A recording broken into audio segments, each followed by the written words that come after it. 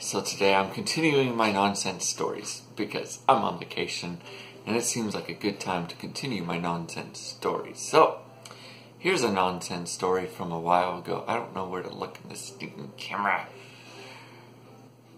About a few years ago, that's approximately, I was doing a religion lesson on fear.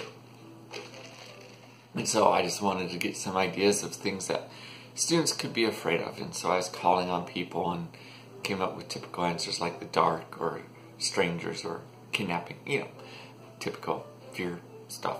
And so I called one student and I said, "What are you afraid of?" And he said, "Clouds." And I paused and I hesitated.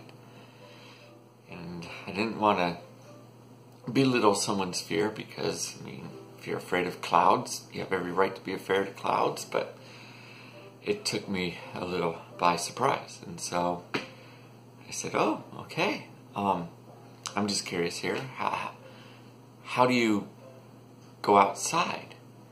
And he looked at me a little weird and said, "Well, they're not out too often." And I walked to the back of the classroom, I looked out the window and I looked up, and sure enough, it was a perfectly clear Southern California Riverside day. Not a cloud in the sky. And I looked back at the student and I said, "Yeah, I guess you're right. It's a good thing you live in Southern California, though." Again, he looked at me a little strange and he said, "Yeah." So then I went up to the board and I wrote, we were making a list. I wrote on the list, I wrote clouds. And all of a sudden this kid starts busting up laughing. And all the other kids did too. Because I guess I was the only one who misheard. But he said, "No, Mr. Waterman, no, not clouds. I'm afraid of clowns." And so, that made so much more sense because I totally agree with him. Number one, clowns are creepy.